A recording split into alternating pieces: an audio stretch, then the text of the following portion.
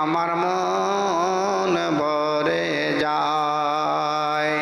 কোরআন আল্লাহর বাণী আমি যখন শুনি আমার প্রাণ ভরে যায়, আমার মন ভরে যায়।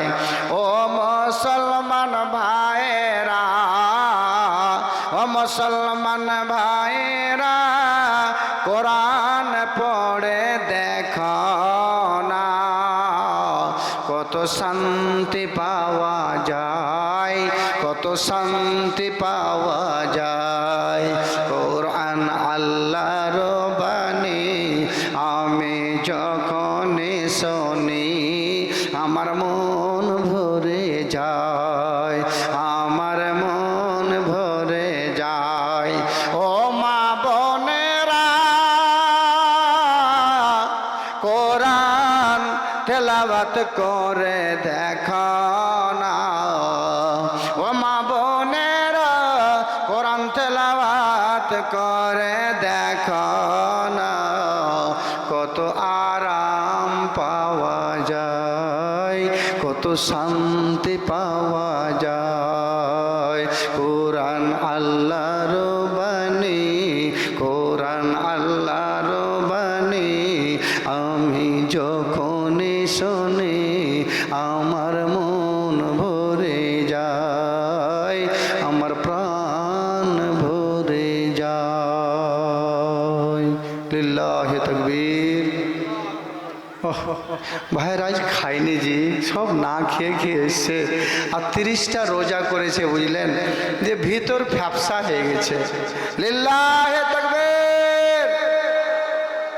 মা এই কথাটা শুনে ও ভাই আসলে প্রতিদিন খাবার অভ্যাস ছিল, সকালে গিয়ে ওর স্ত্রীকে বলছে, ম্যাডাম আমার মনের মতো বক্তা আজকে পেয়েছিলাম। শালা কতদিন ধরে চিন্তা ভাবনা করছি একটা বক্তা কি এরকম আমার মন মতো হবে না, আমার ভালোবাসা বক্তা একটাও কি আসবে না। আমি এরকম খুঁজছিলাম আজকে 20 বছর ধরে, এতদিন পর্যন্ত ভালো বক্তা পাইনি, আজকে একটা বক্তা মনের মতন পেয়েছি ম্যাডাম। আমার জন্য খুব ভালো হলো যে উনি বলে গেলেন মদকে হালাল করে দিয়েছেন, হারাম নয়। এতদিন হারাম হারাম শুনছিলাম, আজকে শুনলাম হালাল। বাহ, কত সুন্দর শুনেছে, বুঝতে পেরেছেন? এই জন্য বলছি যে বুঝেছে সে সুঝেছে, যে বুঝেনি ও আছে ভালো, অর্ধেক বোঝার প্রাণ গেল। ভাইয়া আমি বলতে চাইছি এখনো আমার ভিতরে আত্মা আছে, আমার ভিতরে একটা জান বলে জিনিস আছে, আপনার সাথে কথা বলছি। ভাই গো, আমার দাদু ছিল, আপনার আব্বা ছিল, আপনারও দাদু ছিল, আপনারও নানা ছিল। এরা জীবনে অনেক কিছু আপনাদের জন্য আমাদের জন্য ছেড়ে গেছে, কিন্তু তারা চলে গেছে। নবী মুহাম্মদ রাসূলুল্লাহ সাল্লাল্লাহু আলাইহি সাল্লামের ভাষা অনুযায়ী তিনার হাদিসে আমরা যেটা পেয়েছি, মানুষ মরার পরে তারা দুটো জায়গাতে স্থান হয়ে যায়, দুটো স্থানে তারা চলে যায়। কারা চলে যায়? আত্মাগুলো চলে যায়, রূহগুলো চলে যায়। আল্লাহ রাসূল সাল্লাল্লাহু আলাইহি সাল্লাম বলেছেন যে একটা, এবং কি আল্লাহ রাব্বুল আলামিনের কোরআনের মধ্যেও পাওয়া যায় যে মানুষের আত্মাগুলো একটা ইল্লিন বলে জায়গা আছে, সেটা হলো সবচাইতে উত্তম এবং ভালো জায়গা। ওই ইল্লিনে ভালো মানুষের আত্মাগুলো, ভালো মানুষের রূহগুলো সেখান করে চলে যায়। আর একটা সিজ্জিন বলে জায়গা আছে, সেটা মাটির নিচনে।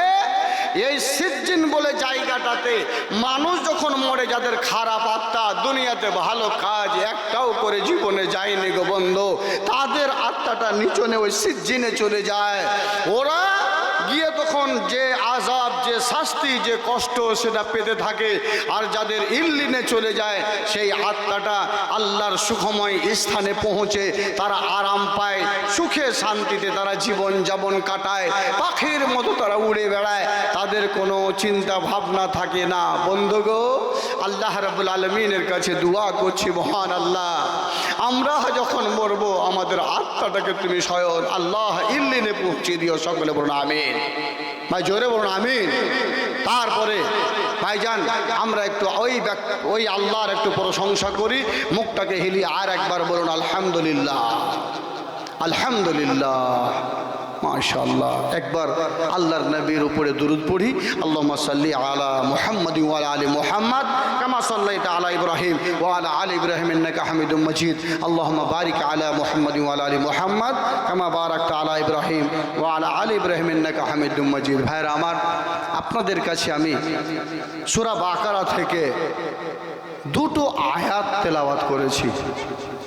নবী মুহাম্মদ রাসূলুল্লাহ সাল্লাল্লাহু আলাইহি ওয়াসাল্লামের হাদিসের টুকরো দুটো পাঠ করেছি। একে কেন্দ্র করে আমি কিছু আলোচনা করছি আপনাদের সামনে, তবে জানি না কতটুকু বোঝাতে পারবো, কতটা বলবো। ওমা তৌফিক ইল্লা বিল্লাহ। আল্লাহুম্মা রাব্বি ইশরাহ লি সাদরি আমরি ওয়া ইয়াসসির লি ওয়াহলুল উকদাতাম মিন লিসানি ইয়াফকাহু কাওলি। ভাইরা আমার, আল্লাহ রাব্বুল আলামিন কোরআনের মধ্যে বলছেন আল্লাযীনা ইউনফিকুনা আমওয়ালাহুম ফি সাবিলিল্লাহি সুম্মা লা ইউতবিউনা মা আনফাকু মান্নাও ওয়ালা আদান। এ ভাইরা আমার, আল্লাহ তাবারাক ওয়া তাআলা মানুষদের বলেন, এ পৃথিবীর মানুষেরা, জালসায় আলেম ওলামারা দান চায়, এটা এদের ব্যক্তিগত মত নয়। আলেম ওলামারা তোমাদের মসজিদের জন্য টাকা চায়, মাদ্রাসার জন্য টাকা চায়, মাদ্রাসার টাকা তারা জমা করে দেয়, দান তোমাদের কাছে চায়। আল্লাহ বলছে, বান্দারে তোমরা খবরদার এটা মনে করো না, যেই বক্তা বক্তব্য করে দানের কথা বলে, খরচের জন্য বলে, ব্যয় করার জন্য বলে, এটা মাওলানা সাহেবের কথা, এটা মাওলানা সাহেবের মত। সভাপতি সাহেব বলেন, এ ভাইরা তোমরা বক্তার হাতে কিছু দিয়ে যাবেন, এটা মনে হয় তাদের মত, তাদের কথা।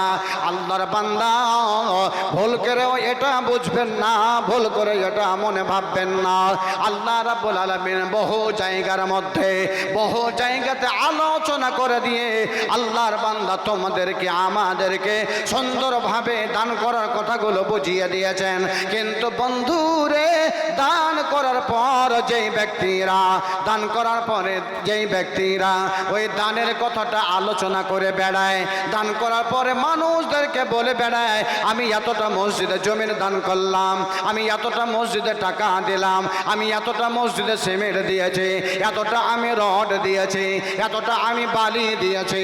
এ যুবকের দল, আল্লাহ রাব্বুল আলামিন বলেন, যারা এরকম ভাবে প্রকাশ করে বেড়ায়, সঙ্গে সঙ্গে আরো একজন ব্যক্তি রয়েছে, দান করার পরে আবার মানুষদেরকে কষ্ট দেয়, মানুষদেরকে দান করার পরে দুঃখ দেয়।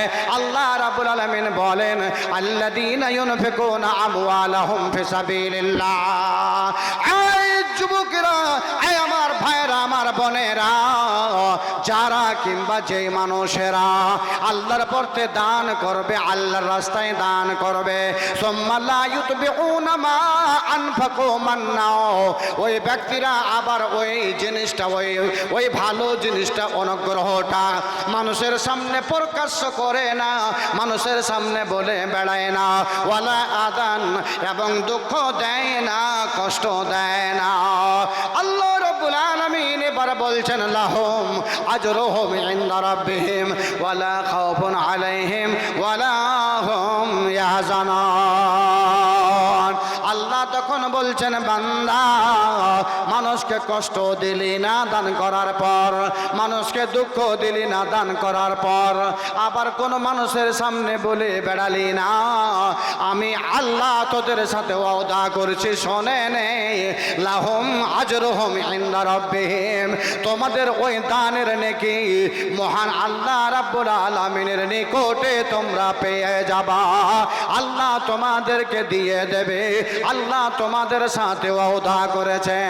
জীবনে এ যুবকের দল, আমার মা বোনেরা, আজকে তোমাদের বলে যাব, জিন্দগিতে মনে হয় শোনোনি, জানো না, দান করার পরে আলোচনা করে বেড়ায় না, আল্লাহ ভালোবাসে না, আল্লাহ সেটাকে কোনোদিন ভালোবাসে না।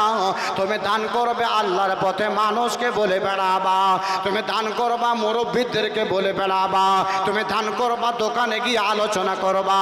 আল্লাহ বলছে তোর ওই দান আমার দরকার নাই, ওই দান আমার পছন্দ নয়। তুমি দান করবে রে, তোমার একমাত্র উদ্দেশ্য হবে তুমি দান করবা রে, তোমার একমাত্র তোমার এটা মন হবে যে আমি এটা স্বয়ং আল্লাহকে রাজি করার জন্য দান দিলাম। আর মানুষকে কষ্ট দিয়ে বেড়ায় না, যে মানুষকে দান করার পরে আবার কষ্ট দেবে। আল্লাহ রাব্বুল আলামিন বলছেন ওই সব দানের আমার প্রয়োজন নাই, বলে দিলি রে তোদের ওই দানের নেকি ওখান থেকে শেষ হয়ে গেল।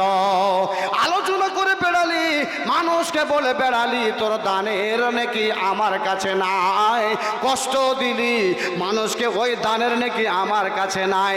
আর যদি কষ্ট দিলি না, মানুষকে বলে বেড়ালি না, আল্লাহ রাব্বুল আলামিন বলছেন লাহুম আজরুহুম ইনদা রাব্বিহিম, এ আমার বান্দা বান্দি ওই দানের নেকিটা তোমার রবের নিকটে তোমরা পেয়ে যাবা, আল্লাহ তোমাদেরকে দিয়ে দেবে।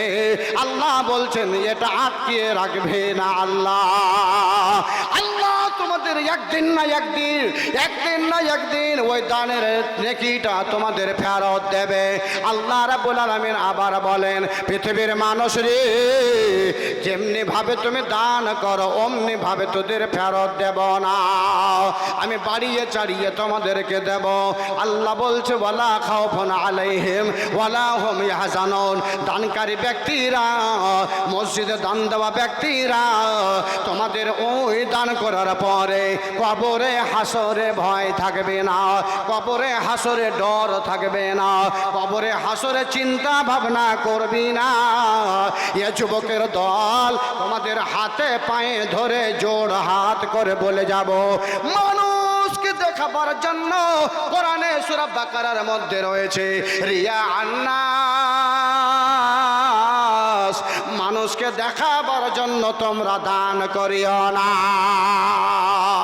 দান করবে আল্লাহকে দেখাবার জন্য, আল্লাহর রেজার জন্য, আল্লাহ রাব্বুল আলামিনকে সন্তুষ্ট করার জন্য, মানুষকে দেখাবার জন্য নয়। দুটো কথা মনে রাখেন এখানে, একটা দান করার পরে মানুষের সামনে আর আলোচনা করতে হবে না, এটা বন্ধ করেন। এটা পেশা মানুষের, রাতের বেলা দান করবে, সভাপতি সাহেব রাতের বেলা দান করবে, আর সকালে দোকানে বসে বসে আজি একটা বক্তা এসেছিল মোল্লা হাজির রহমান উত্তর দিনাজপুর থেকে, বুঝতে পেরেছেন 1000 টাকা চেয়েছিল, কোনো লোক দিলে না জি।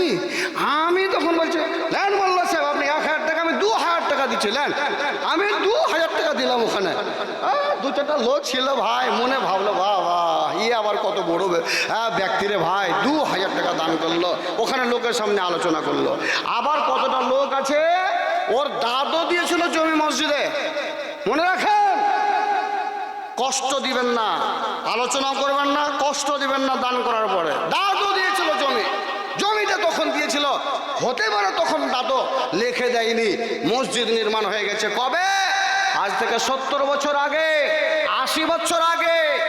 এখন পোতা কাগজ ঘেঁটে দেখছে সেটেলমেন্ট অফিসে গিয়ে দাদুর জমিটা যেটা মসজিদে আছে ওই জমিটা আমার দাদুর, ওই জমিটা রেকর্ড হয়নি মসজিদের নামে, ওটা রেজিস্ট্রি করে দেয়নি মসজিদের নামে, এরা জবরদস্তি মসজিদ করেছে।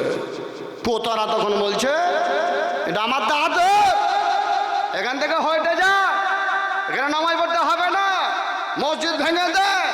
আচ্ছা মানুষ কষ্ট পাবে না, পাবে না? যেখানে 70 বছর ধরে 80 বছর ধরে মসজিদটা ওখানে নির্মাণ হয়ে আছে, আর পোতা যদি বলে এই মসজিদটা আমার দাদুর, ছেড়ে দেন, কষ্ট হবে না মানুষকে? আল্লাহ বলছে দান করেছো, দানের পরে মানুষকে কষ্ট দিও না, কষ্ট দিও না।